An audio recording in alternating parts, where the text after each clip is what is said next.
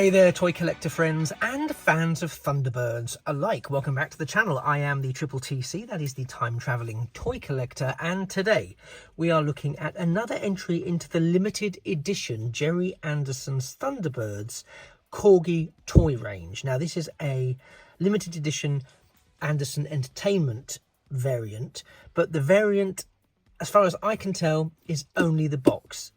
Now, the boxes are nice enough, but I'm not sure that I don't prefer the sort of block colour boxes that are the sort of standard release. I must confess that having looked at Thunderbirds 1, 2, 3 and 4 now in their respective 2-packs, I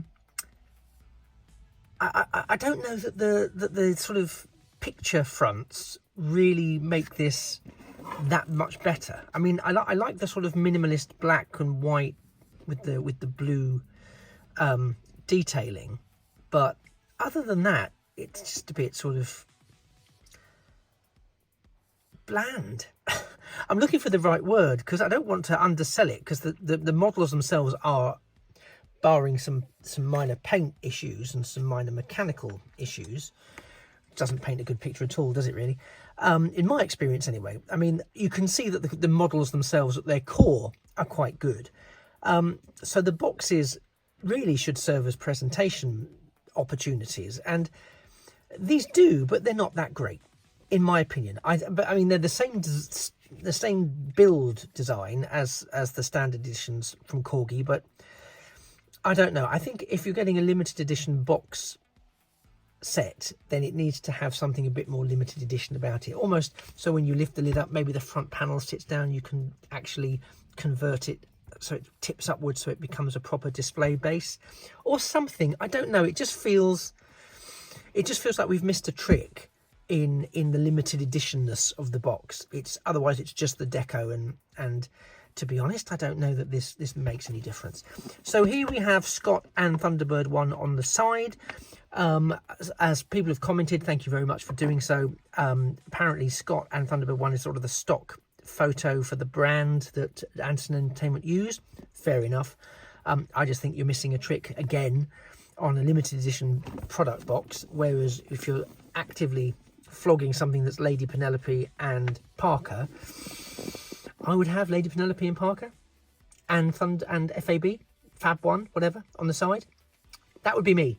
But then I do get the importance of brand identification, but to be honest, I'm not sure that's the height of brand identification, especially on a limited edition set.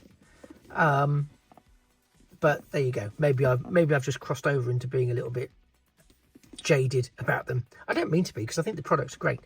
So here's the front cover of the box, Gerry Anderson Productions Thunderbirds, and there is FAB 1 in all its fabulous glory. The sides, as discussed, are what they are. Nothing on the back, and underneath we have words and blurbs and legals and so on and so forth. Interesting to note, there's no instructions. There haven't been any instructions with any of them, and you'd probably say, well, what do you need instructions for? It's a very simple model, and you're absolutely right. But I'll show you why in a second. So here we are. The interior works the same as the other boxes. Here is the what is allegedly the certificate of authenticity.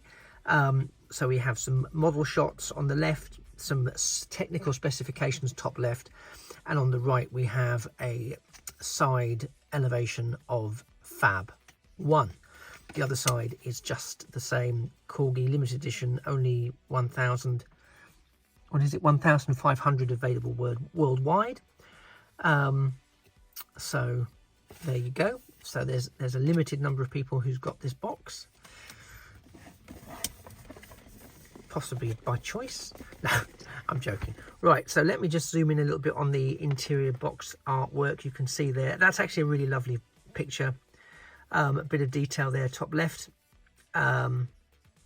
around the vehicle itself, and its many features in the show.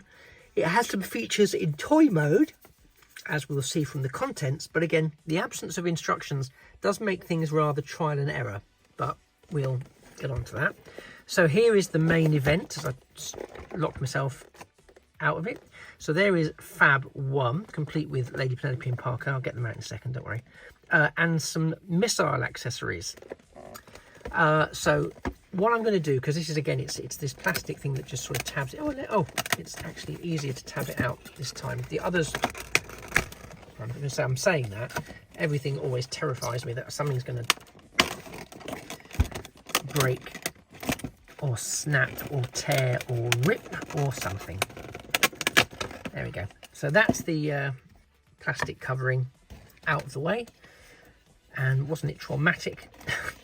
So there's the vehicle. I'll get this little baggie out first, because the little baggie's got the different missiles. So we've got small missiles, and we've got that sort of, and 2 mega missiles. Okay, so we'll deal with those in a second.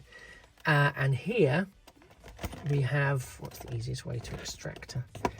We have them. I'll just close this up for ease. We have the main event, Fab 1. And actually, once again, it really is a fantastic model. It freewheels beautifully.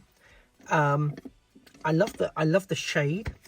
I'm just going to move this other stand out of the way so I can put it back a little bit, just because I don't want it to be too out of focus for you. But you can see that you've got the Parker's looking happy there in the cockpit. You've got some lovely detailing there on the license plate, Fab 1. You've got the Rolls-Royce insignia on the grille. You've got the front headlights. You've got the doors. I'll have a look in the cockpit in a moment. Around the back, you've got the rear lights, which also double up as rocket launchers. Fab 1 again. Nice, I want to say it's vac metal on the bumper, etc. The second side of the vehicle pretty much plays out the same as the front. You've got that wonderful metallic streak that goes down both sides as it follows around from the Rolls-Royce grille. It's just coming a bit closer so you can see that Rolls-Royce grille. So there you can see the RR insignia on the top there, just to show that it is official. Underneath, wrong way up, sorry, Fab 1 ICT. Still got that new toy shine. Look, gosh, there is something about a new toy shine that's really lovely, isn't it? Let's be honest. And the canopy, right, now let's see what we can see in the canopy first of all. There's Lady Penelope being demure in the back and Parker in the front. She's sitting to one side, hands on her lap. How lovely. She's got a handbag, she must have. Parker's got his hands on the steering wheel, but you know what, we can't quite see it, can we? So what we can do, he says, is we can slide that portion of the canopy back, and now we have a bit better access. Now the Lady Penelope figure is, you know, it's sweet, but it perhaps isn't the best likeness of the character. In fact, Parker is quite a good likeness. You can see there. I can also get him through the windscreen. It's not a bad likeness considering the scale we're working to here. You can see all the seats there. Let's see what we can see in terms of the interior. There's some buttons and stuff either side of Parker. I can't... There is some detailing. I'm going to zoom in a bit, see if you can get a better shot of it that way. There are some dials, etc. Some vents there. What might be the radio or communications unit. So there is some detailing on that dashboard. So they've got that going on. They've done a nice job with those dials. But that is, I think, all we get in terms of that detailing. So let's close them up and keep them nice and safe. And we'll move on to, let me just zoom out again so you don't have to endure me being too close to the camera. I'm going to open this little baggie. Oh, and it's wonderfully one of those self-sealing ones, so you don't have to panic about opening something that you might not want to open. We're not going to go mad with the rockets, because we know how that plays out, don't we? So I only know this from seeing somebody else find out, because the information isn't readily available in the set. So the large rocket with the soft touch top there gets positioned behind here. So if you open that, you can see there's a great big slot, and I'm always worried that this is the sort of thing that's going to get stuck, and it shuts like that, and it's stored in there. Now to release it, you press down on the bonnet, which actually is the equivalent of pressing up on the wheels, because it's the suspension that releases it. So let's see how this works. Let's see if it does work. Doesn't appear to be working, so that's good. It's a great start, isn't it? Is it in properly? Maybe I haven't done that properly. Maybe I just need to press down on it like they say you're supposed to. Nope. You see, and this is of course the problem you get when something doesn't tell you, it doesn't come with any instructions. Maybe I'm not doing it forcefully enough. I hope somebody's watching this going, yeah, this is what you need to do.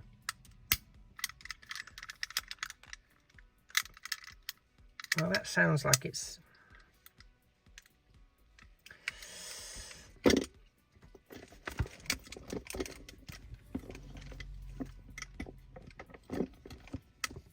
I mean, are you watching this, enduring it like I am, thinking, oh my God. Right, well, I was just going to say, let's do the back ones. I'm going to see if I can rescue that. I'm just going to put in one on each side. You see, these ones are easy access.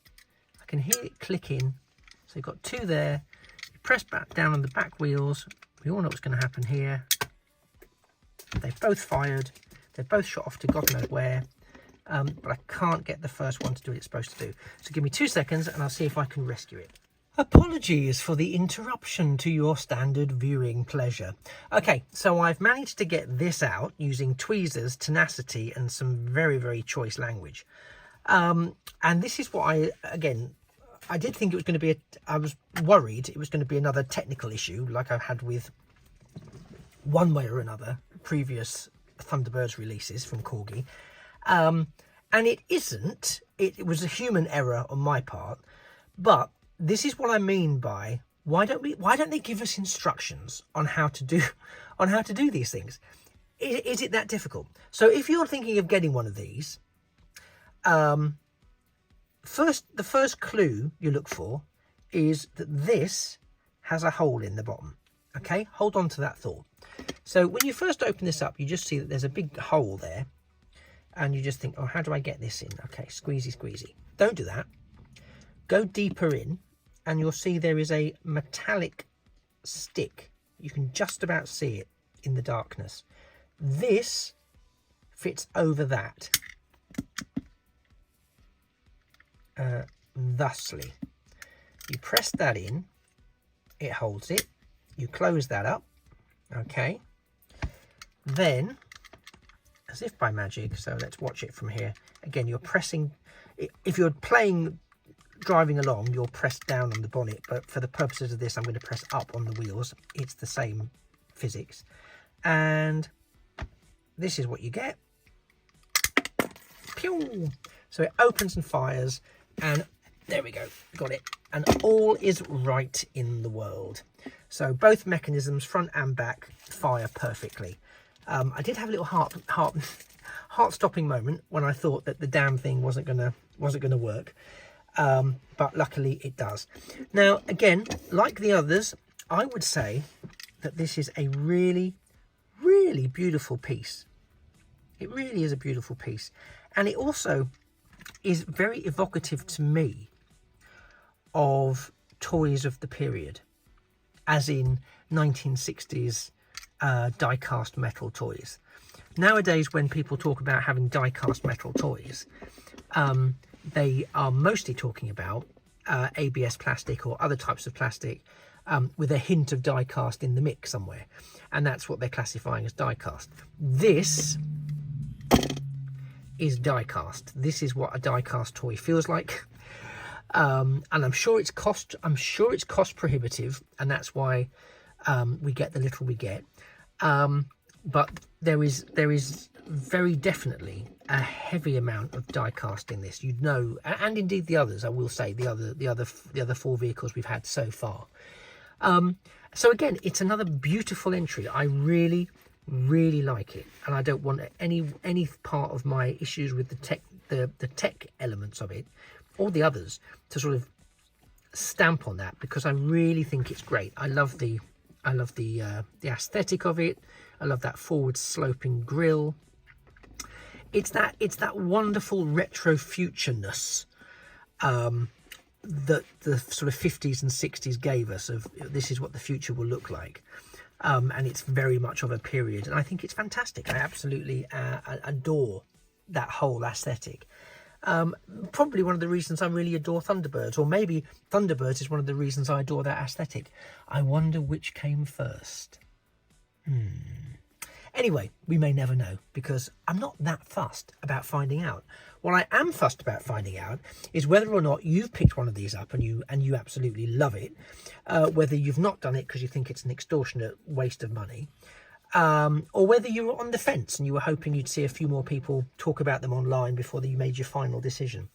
If you're holding out for the special edition boxes, unless you've got a real reason and you're really invested in the special edition boxes for the, I don't know, for the artwork that's inside maybe, or for whatever it might be, then that's absolutely fine. Do that. But if you're not, I think the standard box is really great looking. I wouldn't hold back from getting the standard ones.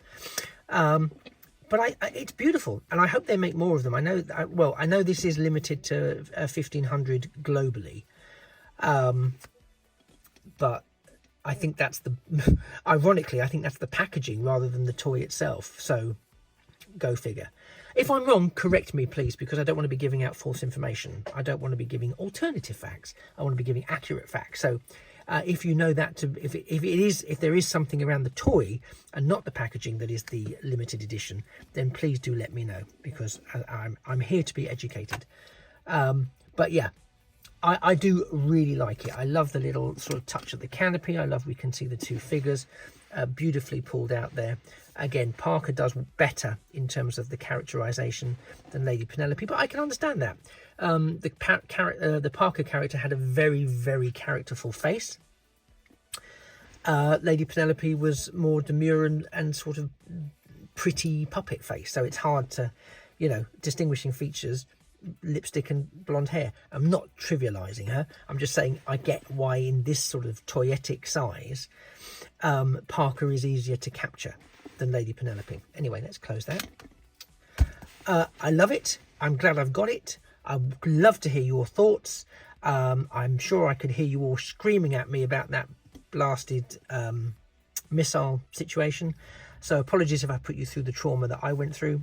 On the plus side, it lasted for you a lot less than it lasted for me this side of the camera, trying to get it out with tweezers and using all manner of choice language that I don't think is appropriate for a potential family video. Anyway, thank you very much for spending the last 15, 16 or so minutes with me.